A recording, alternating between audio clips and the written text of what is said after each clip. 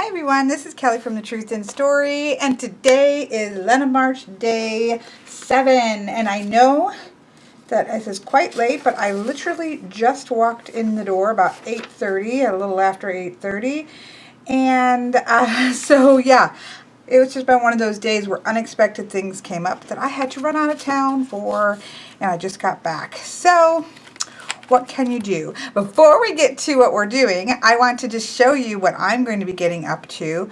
I have a lovely deck of playing cards that Melissa M, who's on here, bought for me that it feels amazing. It's called Contraband. It has this gorgeous backing. It has a distressed look to the numbers, if you can see that, where it kind of looks like it's faded. And it's gorgeous. The aces are phenomenal. It's a beautiful, beautiful deck, and I love how distressed the hearts and things are. Now, I'm going to distress it even further. Hopefully she won't flip out, but I don't think she will because she likes crafty things. So I have a piece of sandpaper here. I have distressed markers. So this is the same ink as the Jim Holtz distressed ink pads that I use, but these are in marker with a tiny tip on one end and a brush tip on the other end. And it's in the black soot that I like, as well as a picket fence white. I also got this Jim Holtz gorgeous looking, distressy looking stencil. And now this is a very bad example because it was just my tester. What I did is I took sandpaper to the middle and the top, and I'm going to do that with obviously the correct cards for the playing cards for Lenormand, and I'm obviously going to do a better job centering. This is my tester, and I'm going to do a just word only distressed looking Lenormand deck. So how cool is that going to? I'm really happy with how it wrote once I kind of sanded it a little bit, and it's staying on there. That's from me doing that earlier, but I need to also let it dry. But I think it's going to be stunning, and I'm really excited about this little Lenormand project, and so I will update you tomorrow on how that turns out. But I thought, oh, I'll just show you what I'll be getting up to, so then you can kind of wait until tomorrow and see what I'll be getting up to. Now, but we need to get to Lenormand, don't we? Oh, yes, we do. I had some love mail today, actually quite a bit of love mail today. I'm breaking it up. This one I actually ripped up in the parking lot of the post office because I knew what this was already. There we go. Because I already knew what this was. And this is the story that I was telling you about, that Miss Boho, and I have this in a plastic box just because I had it from another one, and so I stuck it in here so that while I was bouncing around in my car, it wasn't getting hurt. But this is the vintage Lenormand, and this has been about 3.5 to 4 months in coming. We believe it was the beginning of November. Miss Boho had said that she was sending me a Lenormand deck. I didn't know what it was. This comes from overseas, and it got lost in the mail. And through no fault of the owners, no fault of hers, we were like, both Boho and I were like, don't be quick to resend it. Let's make sure that it doesn't come. So we gave it an extra long time to make sure that it wouldn't just show up. And it didn't. And then she resent it to Miss Boho. And on March 1st, which is day 1 of Lenormarch, Miss Boho messaged me and said, guess what I have? And I'm like, oh, what? Because we messaged back and forth. And she's like, well, I'm like, oh, what? And she's like, she said, the vintage Lenormand. I was like, oh, awesome. That is one of, I think, gorgeous decks. It's on the top of my list. It's been on the top of my list for some time. I was like, that's so cool. And then like a second or two later, I typed, wait a minute, I thought you already had that one, because I've seen what deck she has on Instagram and things like that. I think you already had it. She goes, no, silly, this is yours. That was, you know, I totally forgot about it, because it was like, by that time, over 3.5 months. I don't remember these things. And so I was then so excited, and we were both like, boy, did that take a long time, and all together. And then she's like, but you know what, it's on day one of Lenormand. We both at the same time, because we both sent it, we're like, well, this is probably the time it was supposed to come, because it was day one of Lenormarch. So that was kind of cool and exciting. So here is the gorgeous, and she also sent me a sweetest card. Of course, I don't generally share those except for little bits and pieces. Beautiful, beautiful card. And nice little bag. Again, I just stuck it in this case because I had it with me and I didn't want it to fall or anything. I don't know. I was just being extra careful. And then she sent me this. She said she'd had it forever. And when she bought it, like years, and when she bought it, she thought that it was the book, and it was actually books 1 through 5 of the Spiderwick Chronicles. And I said, she's like, would you listen to it? Do you want? I'm like, yeah, I'll listen to it. And Katie, I know, will listen to it too, because we love audiobooks, and I love young adult books as well to listen to. And in fact, one of my favorites is by Neil Gaiman. Neil Gaiman is one of the best readers of his own books. He's just amazing. And he has a book called The Graveyard Book. That's technically a kid's story, but, you know, just in fantasy books, just because the main people are kids does not mean it's a kid's story. But it's one of my favorite books. I've listened to it over and over and over and over again going to sleep. So I'm excited about that, because she's like, she doesn't like audiobooks. She's like, I've had it for years. I thought it was a regular book. It's an audiobook.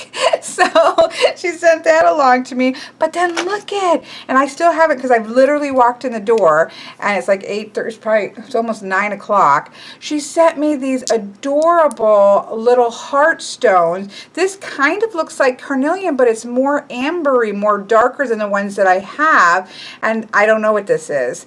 But I'm going to find out maybe with my crystal book, or maybe one of you are going to be able to tell me what this is. But they're so cute and little. I have other hearts, which I'm actually quite fond of collecting now.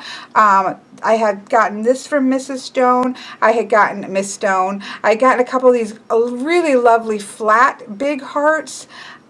Miss Melissa had given me this gorgeous fat labradorite one. So I'm actually gaining a little collection of hearts, which I love, but look how little these are. These make me so happy. I literally like squealed when I opened them, because they're so cute and so little. And then, and I already popped it in here, so I got to get it out now. And she showed me this one. She's the kind where she generally is like showing me pictures of what she's sending me, so I kind of know. Oh, and I shook it. That was not the smartest thing ever. And it's so tiny. Here it is. Look at this. How are we going to be able to see this real good? Look at this little tiny ring. Oh, she had a whole set of them, and she like showed me the set of them, and she said, what color do you want? And I'm like, you pick one for me. And she said, how about black? And I said, that's perfect. And look at, it's so teeny. Excuse my wretched nails. I needed to paint them, but it's so tiny.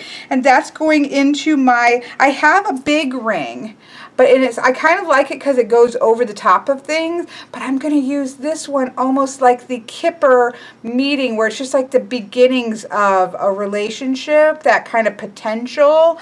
So yeah, that is now in my charm casting collection. And so yeah, that is so cute, because I love little things. You know, I just got that little magic ball from I think that one was from Miss Maureen. I'm so bad. I have it written all down. But anyways, I have a little tiny magic ball. I have a little tiny this. I have another little tiny thing that you'll see in another mail video later, once I can sit down to edit these tonight. But yes, so cute, so cute, so cute, so cute, so cute. So I got to look up in my book, and/or if you guys have a shout out to what these might be. This does kind of feel like carnelian. You can kind of see through it. Oops, you can't even see. But I'm not sure. So I'm going to be looking those up, because my book does go by color. But let's take a look here now. Let me zoom this in. Today, you'll remember, is the first day of looking at our cards with 2 cards. Now, for those of you who are not new to Lenormand, this probably isn't going to be of great interest to you because I'm not going to go into great deals of depth and lots of keywords, because the whole point of this is to really, for beginners, to really kind of sink into it and not get stressed out, right? So we're going to look at the Rider card and the Clover card. And the reason I went by 2 was, one, because we needed to be able to fit them all in and still have days for spreads and looking at decks and all that wonderful things. And number 2, we don't look at Lenormand cards by themselves. They're always talking to us in conjunction with another card. And so that's kind of why I structured it by 2 for those double kind of reasons. So for me, when I was really learning Lenormand, the 2 keywords that I used, so let's take a look here. This is the gorgeous vintage Lenormand. This was put out in 2013, and you can go find it at rootweaver.com. This is a gorgeous deck, can I just say, and we're going to look through them all. Oops, I got to flip it over. We're going to look at them all, but let's stop for a minute and look at the Rider. So I love this Rider because the Rider is in motion. We can see that it is the 9 of hearts, and we can see it's number 1, and that it is the Rider. It's also called the Cavalier. And this is about news and messages and fast-paced movement. You know, this is fast card, right? This is fast news. This is messages that are coming to us quickly. That's very important that it's a message. That's why I don't really like decks that have, and again, the pictures for Lenormand shouldn't really matter, but you know, when you have a horse that's just standing there, it's like, really, this is fast messages. Why is he just standing there, right? So the 3 keywords I always use is news, messages, and fast movement. For timing, this is going to be quick timing, you know, within a couple weeks. It's just going to be, it's quick timing in terms of that. So that is the important things here. But again, moving, communicating, news, announcements. It can be a courier. It can be, you know, it can be different people. It can be a new love. Sometimes it shows up that way. And so that's quite interesting. It's not a letter, which is, you know, physical. This is messages. So it may not come in the form of written communication, because that would be the letter. So when we put this, I'm trying to see if I want to say anything else. So this is the 9 of hearts. The one other thing to make note is that the 9 of hearts in Cartomancy is kind of the wish card. It's the luck bringer, so it's generally a positive thing. This is bringing good news for the most part, unless there are clouds or something like that in which you know, would change that. But you want to kind of look at what he's riding away from and to what card he is heading towards. Those are kind of, in terms of directional, those are the things we want to look at. Where is he coming from? Where is he headed towards? That's going to help us to kind of see what the message might be. Right? And so, because it's all about the impact of the cards that are going on either side of the Rider. So we're not going to go much deeper than that, because this really is about staying quite fundamental. Once you get a grip on the Rider just in general, it's going to be much easier to then start to incorporate other meanings as it comes up. The second card that we're looking at is the Clover. This is the Clover card here, and this is the 6 of diamonds. In this deck, we can see it down here. This is the little luck, the little happiness. This is the joy card, right? This is again, if it's to do with money, it's a little bit money. I think Andy says in his book that it is under $100. It's 3 to 4 days, so it's little timing card. So it's all about kind of small increments here.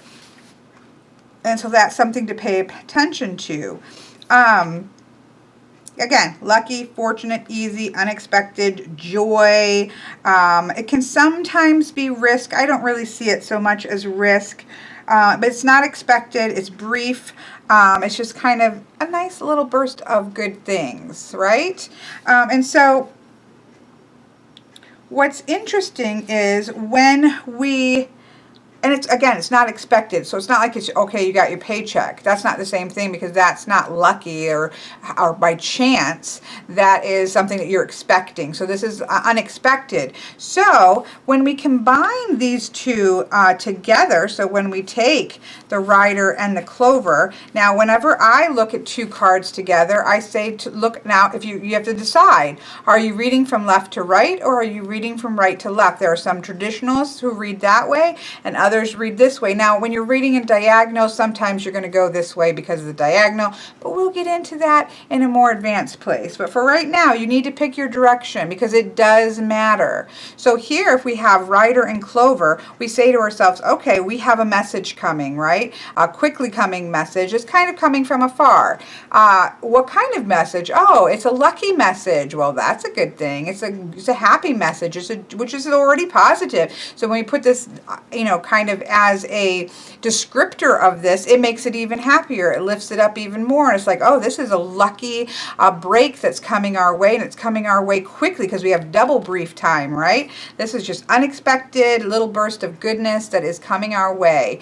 If we had another card in front, let's say, I don't want to mix these up yet, but we had the ship here. It means it's been a long time coming, but it's finally going to hurry up and come or something like that. So we would look kind of where it was coming from to see, and then where it is going as well, as ways you can look at that, but that's more in a bigger spread. But just in terms of reading it, we have a message that is coming at us quite quickly, and it's an unexpected great message that's coming. Now, when we switch these two, some of them get quite different when you switch them. This one, not quite as much. In this one, what are we looking at? Unexpected joy, happiness, a little unexpected gift that's coming our way. Something out of the blue is coming that's not real big, but it's an unexpected thing, unexpected little bit of money. It's something along that line that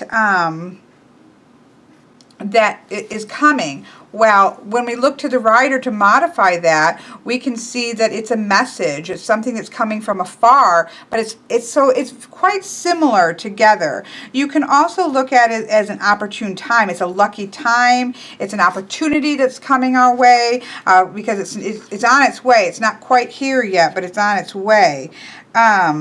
So that kind of thing. Now, sometimes it's really important to pay attention to the swaps because, again, the first card is your key card, and then this card is kind of modifying it right now, and we're just doing a second one. So it's easy to see that with the rider. So we have a message that's coming. What kind of message? Oh, it's a lucky, happy, great message that's coming, right? When we have it this way, we say, okay, unexpected great things. Yay, something little's coming. This nice little burst of happiness is coming. Okay, what kind of? Well, it's a message. It's a message that is going to bring something that's happy and exciting, and it's quickly coming our way, and it's not here quite yet. It's almost here. It's coming fast. So it kind of modifies it. Now, when we get into other cards, it can really change the meaning when we swap this. I will put a link to a website that I have found that's really nice for combinations, because you can look up the clover and see the combination of the rider, and then you can look up the rider and see the combination with the clover. And again, I don't always agree with the combinations because it depends on the question, but it really gets your mind thinking. So I will put a link to that in the description box below because I find it to be very helpful. Now, some books, such as this is the Little Enchanted Lenormand, will show you some selected combinations with the clover. So in this, it would be clover plus the rider.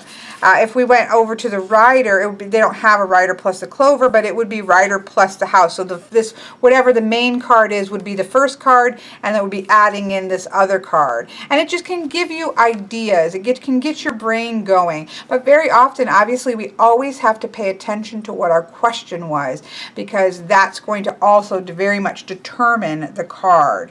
Directionality we really don't have with clovers. With riders we do. Sometimes we have decks. I don't know what this rider is. Sometimes we have decks where the rider is going in the other direction, and so we would pay attention to that. We have two choices. Either pay attention to the deck, so nope, this one is going in that direction. The Celtic Lenormand has one going each way so that you can pick it. Most often I see it going to the right, but you know, sometimes you can get them going to the left, and so you would go in that direction. You would follow the direction of the horse. Where is it coming from? Where is it going? If it's pointing this way. On this one, I would say, where is it coming from? Where is it going? So directionality, that's what we have here. We don't really have any directionality other than what it's touching, so much for the clover. So the question that I had, I just really went with whatever question came to mind when I looked at these two cards from this position.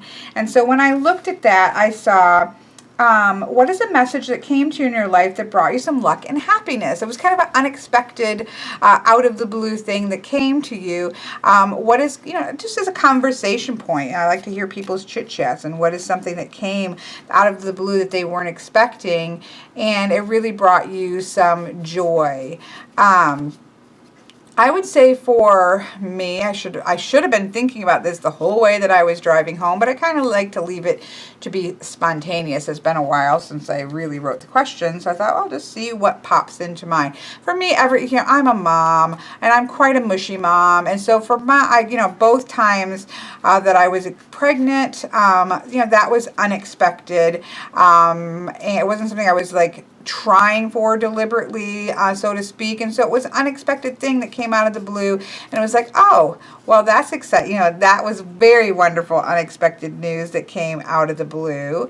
I have had many unexpected things come from out of nowhere. I remember times in which we were, you know, really struggling financially. I obviously couldn't work because Michael was so sick, and we were young, and, you know, we were just struggling, and, you know, groceries would show up at the door. Like we would get a call, and just to say to go on the front porch, and we would come out, and there would be groceries with no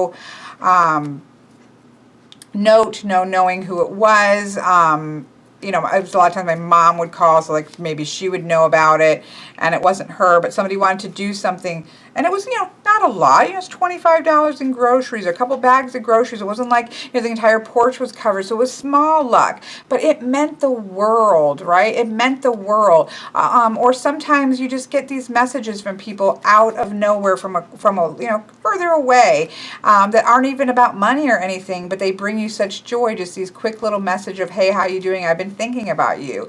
Of course, that may go along the lines of a letter or something like that. But if we think about lucky things, but this can also be happiness. It doesn't actually have to be money. But if it is money, I think of that, you know, getting those random groceries that meant the world when you really didn't have much of a budget for groceries, and you get groceries on your doorstep. It's like one of those things that takes so much weight off of your shoulders, and it was so unexpected. Of course, I get rider and clovers all the time, messages coming afar with little gifts all the time with my love mail, like this actual deck from Ms. Boho, and some other mail that I got today as well, which you'll eventually be seeing. Those are constantly coming to me with little bursts of happiness that are coming out of the blue. Very often, I generally don't know, but 2 or 3 days in advance, if then, I'll know, oh, you got a package coming, you know, it's coming Monday. I get that a lot, or something like that, where I don't really know about it, and it's unexpected, and it's a wonderful surprise and little gift, and it's just makes my day. So, you know, those are the kinds of things that I think of when I think of these two cards together. So I did want to go through this deck real quick, because, you know, we've got enough time. It's very quick to go through a Lenormand deck, and I have another one to go through as well, but I'll save that one for tomorrow. But here we have the rider, clover. I love this ship. Look at that. Now, I will say that this is not a deck that I would say would be for a beginner deck, and that is because there is oftentimes extra things going on, but for somebody who's comfortable with the main cards, and it has the name right at the top, quite bold, quite visible. So I do think a beginner could use this, unless they were just ones that got sidetracked by extra information. I love this house. It's a fantastic house. This is really, this was extremely high on my list until she told me that I was getting it, and then of course it came off my list. But it was very high on my list because I think it's a stunning deck. Here is a gorgeous tree that reminds me of trees in Africa. Here are the clouds. We do have dark clouds and light clouds kind of below and above, which is different, but you know, you can still follow that. What's below that's dark and what's above it that's lightening, which makes sense because we have above it being oppressed by the dark clouds and above it getting lightened a little bit. Love this snake up close and personal, but it doesn't look necessarily evil, and that's what I like in snakes, is because it's not always an evil card for me. Coffin, very clear, that one. Beautiful bouquet. Look at the scythe. I love it because there's still the wheat sheaves. It's like an old statue. And she's got the scythe there, or the sickle, the scythe. And she's got the wheat sheaves right there. And so it has what I need for this, what I like to have for the scythe. It also has a very clear sharp side, has a very clear bonking side, and bonking side, as I like to say. So yeah, whip, very clear. Look at that bird. I adore this bird.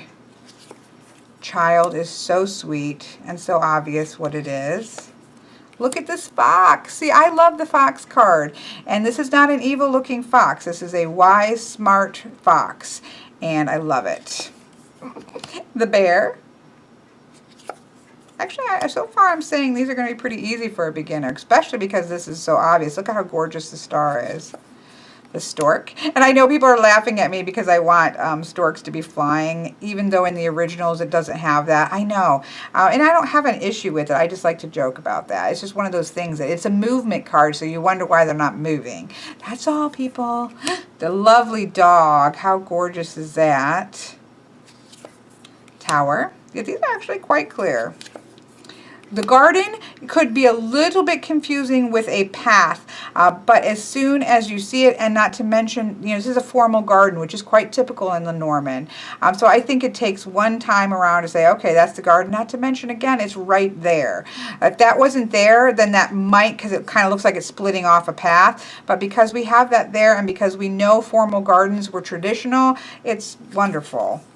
Mountain, I love it. So we see the road, so we know that you can get around this mountain. It's just an obstacle.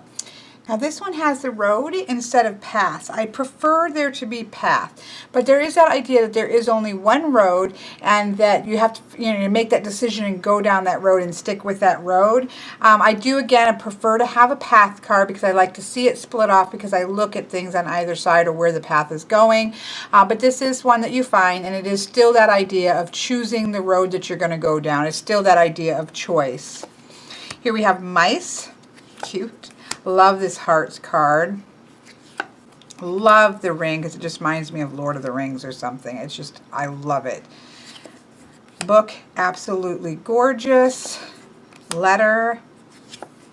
I love the gentleman and the lady. They look like 70s hippies, and I adore them. Look at, she's playing like a banjo-y kind of thing, and he's playing a guitar, and I just love them so much. Now, they're not really looking at each other, but I don't care. I think they're fantastic, and I love them. Here we have a gorgeous lily, and it's white like I like. The beautiful sun, which is very clear. The absolutely gorgeous moon. The key, very clear. The fish, very gorgeous and clear and abundant. And the anchor. I love this deck. There's nothing I don't like about this deck. Let me pull this out here. At all. I love it. So this is the vintage Lenormand. Thank you so much, Miss Baha, or Baha, Boho, Gypsy, Baha, Gypsy. It was such a long time coming, but look, here it is in time to be used for gorgeous Lenormarch. So it's one that I'll be able to pull out and examples, and I'm really excited because I actually do feel like this is going to be a deck that goes into my rotation of ones that I actually use. You know how it is. We have a bunch of decks, but we have certain ones that we actually use a lot, and I really do feel like this is one that will be used for regular Lenormand. I have specific decks that go with 3 voices readings, but then for my grand tableaus, I have certain ones, and I actually think this would be a gorgeous grand tableau. We shall see. I did want to give an example because people did a real quick tip, because people have asked if you're going to, let's say, try to do a 9 card, right? And let's say that you've shuffled your deck and you're looking for book because you want to get information about knowledge, about going to school, something like that, because I saw the book was at the end. And when you flip it over and go to look, there's the book right at the end. Now, you have 2 choices. You can reshuffle and do it again. Many informational tutorial books will have the suggestion of restarting.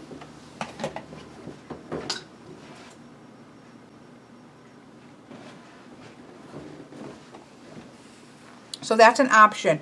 I've done both, but generally I like to say, okay, that's there for a reason. And so then what I might do is more like, I can continue to do a 9 card. So then instead of doing a 9 card in a square, I'll do a 9 card this way. 1, 2, 3, 4, 5, 6, 7, 8, 9. Of course, if I zoom out, I can probably move all this stuff out of the way. I actually realized that my tripod wasn't up as high as it could be, and so I've gained a little bit of space here. But see, I can get 9 cards across, which I could before as well. It was just a little bit more squished.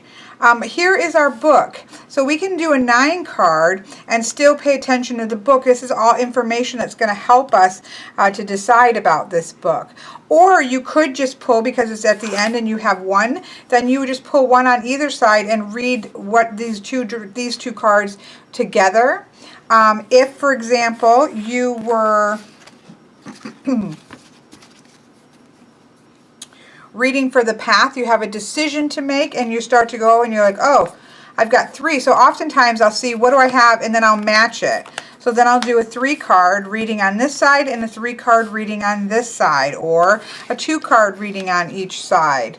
So those are some options that you can do if you've done all your shuffling, you've done all your questions, and you turn it over to do a 9 card and it's too close. So I'm doing a finances, this comes up. Well, my option is to just do a 3 card and pay attention. These are my 2 cards. It's going to be quick and succinct. It's got something important to say right this very minute. Or I could pull, a 2 card here and just leave this as the forward one, because that's all that needs to be said about this one, right? Or I can do a line of, generally if I've only got 1 like this, I'll do maybe a line of 5. I don't often do a line of 9. I'll do a line of 5 like this. This is my main one, and see what this has to tell me. You just have to be kind of fluid and flexible and not get too panicked when something doesn't come out, because there's a reason why there's only 1 on the other side, and we need to pay attention to that. That might be very important moving towards the future in finances. Then this may be, okay, we really got to pay attention to work. There's been difficult times. Things are moving towards harmony, but it's going to take a decision. What kind of decision? It's going to be a work decision that's going to be impacting the finances, right? So that's how I do it. And the same thing on the other way. If you're shuffling through and you get all the way back here to the end because you're looking for the harmony card. All right, well, let's take these and see what we have. There's this 1 card impacting maybe the past, and moving forward, this is what we're going to be looking at. So I'm inclined when it's less, because generally if you have 4, it's enough to do a 9 card. If it's a 2 card at the end, I tend to do a 5 card like that. If it's a 3 card at the end, then I'm generally just going to pull 1 more for a 5 card. I just, kind of go with it. Don't let it trip you up too much when these cards feel amazing, number 1. And how gorgeous are these? Thank you so much, Miss Boho. And look they already kind of look vintagey, but I'll probably put the vintage linen just to dirty them up on the sides. So sorry, totally. So that's just a quick tip because somebody had a couple people actually had asked about that, so I wanted to make sure that I addressed that. So that is it for Lenormand Lenormarch Day 7. Tomorrow we're going to be looking at the ship and the house. So there we go.